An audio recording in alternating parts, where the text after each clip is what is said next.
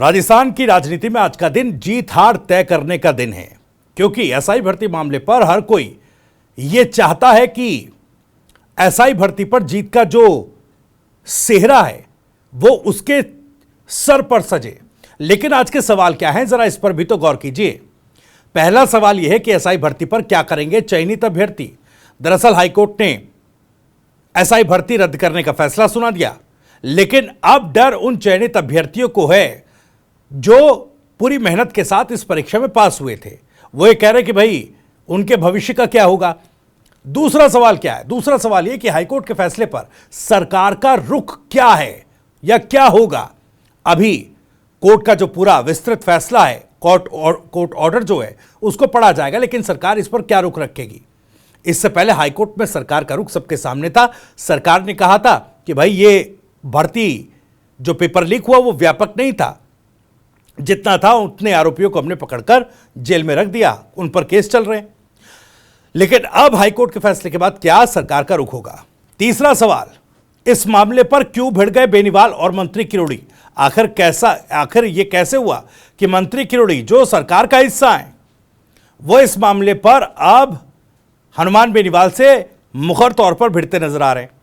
चौथा सवाल क्या है? चौथा सवाल यह कि एसआई भर्ती मामले पर किसकी खुल गई है पोल, किसकी कलई खुल गई है। इन तमाम सवालों के जवाब वीडियो में आगे टटोलने की कोशिश करेंगे, लेकिन आगे बढ़े उससे पहले आपको बता दें, और राजस्थान की राजनीति, उसके सटीक विश्लेषण और अंदर की खबरें दिखाने वाला स्पेशल शो इनसाइड स्टोरी के साथ मैं हूं भविष्य त्यागी। तो दोस्तों, आज का दिन आपके लिए biggest breaking story of the day वाला दिन रहा, और biggest story of the day रही एसआई भर्ती। दरअसल राजस्थान हाई कोर्ट ने दोपहर में यह फैसला सुना दिया कि एसआई भर्ती रद्द की जा रही है, और इस फैसले का इंतजार हजारों अभ्यर्थी कर रहे थे, और साथ ही उनको डर भी था कि भाई क्या होगा, कैसे होगा। जी हां, जिस भर्ती परीक्षा को लेकर लगातार विवाद चल रहा था उसे कोर्ट ने इलीगल एंड इनवैलिड बताते हुए रद्द कर दिया। और अब इस पर सवाल उठ रहे हैं, बड़े सवाल हैं। भविष्य में क्या होगा, कौन लेगा जिम्मेदारी, और इस पर राजनीति क्यों गरमाई है। राजस्थान हाईकोर्ट ने साफ शब्दों में कहा कि 2021 की एसआई भर्ती परीक्षा पेपर लीक से पूरी तरह से संक्रमित थी। जस्टिस समीर जैन की एकल पीठ ने अपना फैसला सुनाते हुए कहा कि आरपीएससी के 6 सदस्यों की इसमें सीधी संलिप्तता पाई गई थी। यानी हाईकोर्ट ने भी यह माना कि 6 सदस्यों की आरपीएससी के संलिप्तता थी। कोर्ट ने माना कि पेपर लीक जो है वो सिर्फ कुछ लोगों तक सीमित नहीं रहा, बल्कि पूरे प्रदेश में फैला। यानी सरकार जो कह रही थी कुछ लोगों तक सीमित था, उनको हमने जेल में डाल दिया है। यहां पर सरकार के उस दलील की, उस तर्क की कलई खुली। कोर्ट कह रहा भाई ये कुछ लोग तक सीमित नहीं था, बल्कि पूरे प्रदेश में व्याप्त था। यहां तक कि ब्लूटूथ चीटिंग गैंग्स तक यहां पहुंच चुका था। आपको फिल्म याद होगी मुन्ना भाई एमबीबीएस, किस तरीके से उसमें ब्लूटूथ के जरिए चीट करते हुए परीक्षा में दिखाया गया। अब कोर्ट भी ये कह रहा है कि भाई इसमें तो इस तरह के मामले भी थे। कोर्ट का साफ कहना था कि जब परीक्षा की क्रेडिबिलिटी ही खत्म हो चुकी है तो इस भर्ती को वैध नहीं माना जा सकता। भाई क्रेडिबिलिटी इस परीक्षा की थी नहीं, आरपीएससी की भूमिका संलिप्त है। अब ऐसे में कैसे इस परीक्षा को वैध करार दे दिया जाए। याचिकाकर्ता की ओर से वकील जो थे हरेंद्र नील ने कोर्ट में कई सॉलिड प्रूफ पेश किए। बाबूलाल कटारा जो पहले ही पेपर लीक केस में मुख्य आरोपी है, उसके आरपीएससी के तत्कालीन चेयरमैन के घर जाने की बात सामने आई। वहां से कुछ सिलेक्टेड कैंडिडेट्स को फायदा पहुंचाने की पूरी प्लानिंग की गई। एसओजी की रिपोर्ट में साफ था कि करीब 700 लोग इस पेपर लीक से पास हुए थे। यहां तक कि कोर्ट ने भी इस बात पर सहमति जताई कि this was not just an exam, it was a scam. यानी केवल परीक्षा या पेपर लीक का काम नहीं था, यह मामला नहीं था, दरअसल यह तो एक घोटाला है। अब सबसे बड़ा सवाल कि जिसने मेहनत से पढ़ाई की, एग्जाम क्लियर किया और आज ट्रेनिंग पर है, उनका क्या होगा। उनको पहली पोस्टिंग का इंतजार था और डर था कहीं उनके भविष्य से इस पूरे मामले में खिलवाड़ ना हो जाए। 1000 के आसपास चूंकि 859 पदों पर यह भर्ती हुई थी, इसमें कई कैंडिडेट्स इस भर्ती के जरिए सिलेक्ट हुए, कुछ पेपर लीक में सम्मिलित पाए गए, उनको गिरफ्तार किया गया, लेकिन कई ऐसे थे मेहनत का अभ्यर्थी जिन्होंने अपनी मेहनत से इस परीक्षा को पास की, उनमें से कई की जॉब ड्रीम जो है अब अधर में लटक चुका है। लेकिन कोर्ट ने रे ऑफ होप भी दिखाई, उम्मीद भी दिखाई है। 2021 की सभी जो सीटें थी 859, उनको 2025 की नई भर्ती के साथ जोड़ा जाएगा। जिनकी आयु सीमा पार हो चुकी है, आपको याद होगा कल ही हाईकोर्ट ने फैसला दिया था कि उनको इस परीक्षा में आयु सीमा में छूट दी जाएगी।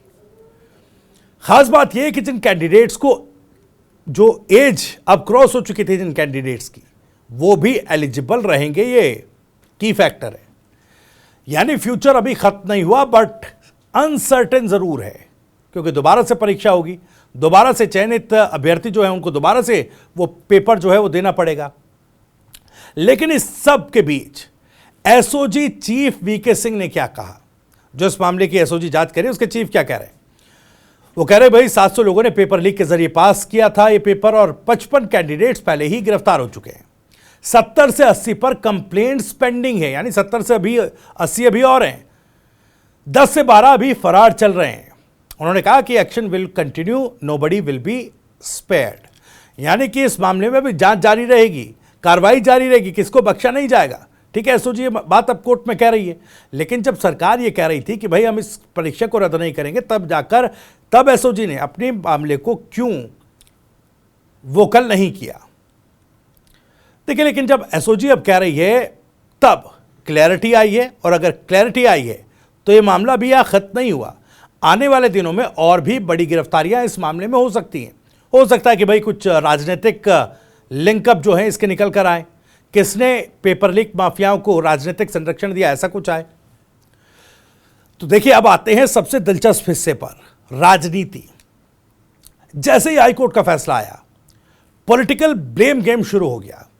हनुमान बेनीवाल वो कहते हैं कि भाई ये भर्ती रद्द कराने के लिए मैंने सबसे पहले आवाज उठाई थी, अगर मैं सड़क पर नहीं उतरता तो ये फैसला कभी नहीं आता। वो सरकार को घमंडी बता रहे हैं, कांग्रेस पर भी हमला बोल रहे हैं, दोनों पार्टियों को खूब सुना रहे हैं खरी खोटी।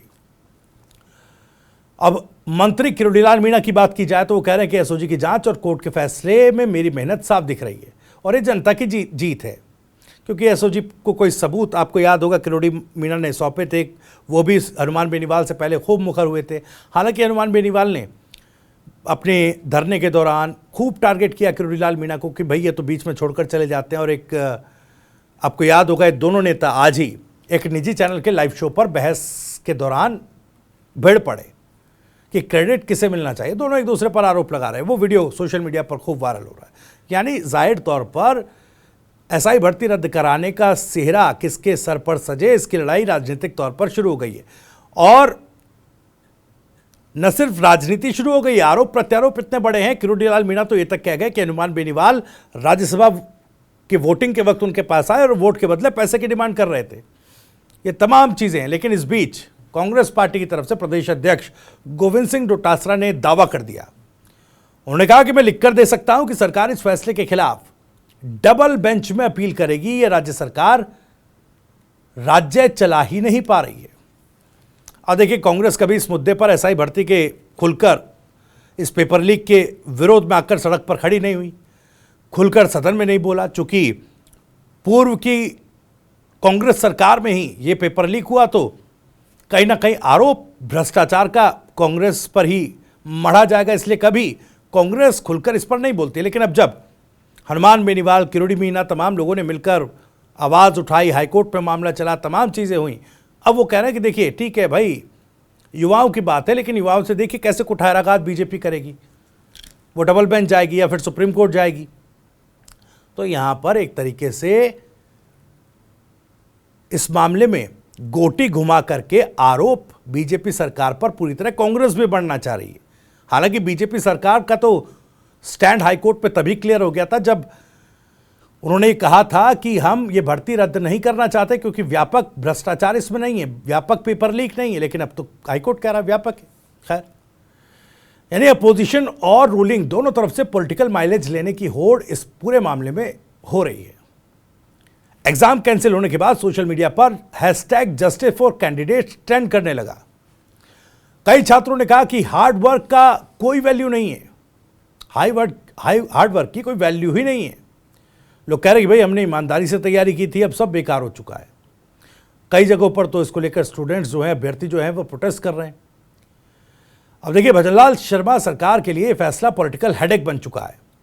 एक तरफ स्टूडेंट एंगर है, उनका एजिटेशन है, दूसरी तरफ अपोजिशन का दबाव भी है, कानूनी दबाव है, और तीसरी तरफ इंटरनल बीजेपी पॉलिटिक्स भी है।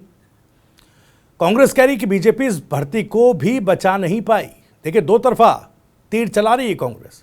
वो कह रहे हैं कि देखिए, बीजेपी इसके खिलाफ डबल बेंच जरूर जाएगी, ये कहकर जो इस मामले में शिकायतकर्ता अभ्यर्थी थे उनकी तरफ भी खेल रही है, और बीजेपी इस भर्ती को बचा नहीं पाई ये कहकर ये भी बता रही कि बीजेपी इस रोजगार, युवाओं को जो रोजगार के लिए भर्ती निकाली गई थी उसको बचा नहीं पाई। तो दोनों तरफ कांग्रेस खड़े होने की कोशिश कर रही है। उधर बीजेपी लीडर्स का कहना है कि ये सब कांग्रेस के राज में हुआ था, तो हम तो बस साफ सफाई कर रहे हैं, यानी ब्लेम शिफ्टिंग का खेल खूब चल रहा है।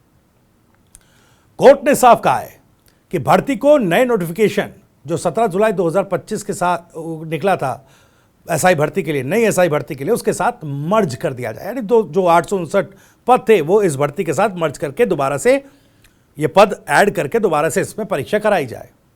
एज रिलैक्सेशन दिया जाए, यानी 2021 में जो वंचित रह गए परीक्षा में पास करने के लिए पेपर लीक की वजह से, ऐसे अभ्यर्थियों को थोड़ा एज रिलैक्सेशन दिया जाए। ट्रांसपेरेंसी इंश्योर की जाए। आरपीएससी की कार्यप्रणाली पर भी कोर्ट ने सवाल उठाए और कहा कि भाई ट्रांसपेरेंसी इस पर इंश्योर करो। लेकिन देखिए, ग्राउंड लेवल पर चैलेंजेस बहुत बड़े हैं। क्या इतने कैंडिडेट्स को दोबारा एग्जाम देना होगा, सवाल ये उठ रहा है, और कैसे देंगे, कैसे ऑर्गेनाइज ये परीक्षा हो पाएगी, क्योंकि आरपीएससी के पुनर्गठन की मांग भी तो चल रही है। आरपीएससी की कार्यप्रणाली पर भी तो सवाल है। अब सवाल ये है कि जो ट्रेनिंग कर रहे हैं, जो अभी पहली पोस्टिंग का इंतजार कर रहे हैं, क्या उन कैंडिडेट्स को वापस बुला लिया जाएगा, उस पूरे प्रोसेस को रद्द कर दिया जाएगा? उनकी ट्रेनिंग जो ले चुके हैं उनका क्या होगा? क्या वो फिर एग्जाम देंगे, फिर ट्रेनिंग लेंगे, फिर पोस्टिंग का इंतजार करेंगे? आखिर कब तक? अब देखिए, सरकार की तरफ से सवाल यह है कि क्या सरकार आगे अपील करेगी, डबल बेंच में जाएगी? इन सवालों का जवाब आने वाले कुछ दिनों में सामने आ जाएगा। तमाम अपडेट सबसे पहले हम आपको देंगे। लेकिन ये पूरा मामला सिर्फ एग्जाम या पेपर लीक का नहीं है, ये जनता का ट्रस्ट ऑन सिस्टम का सवाल है। हर साल लाखों युवा कॉम्पिटिटिव एग्जाम्स की तैयारी करते हैं। अगर हर बार पेपर लीक होगा तो यूथ फ्रस्ट्रेशन बढ़ेगा और यह गुस्सा अल्टीमेटली पॉलिटिक्स में इंपैक्ट डालेगा।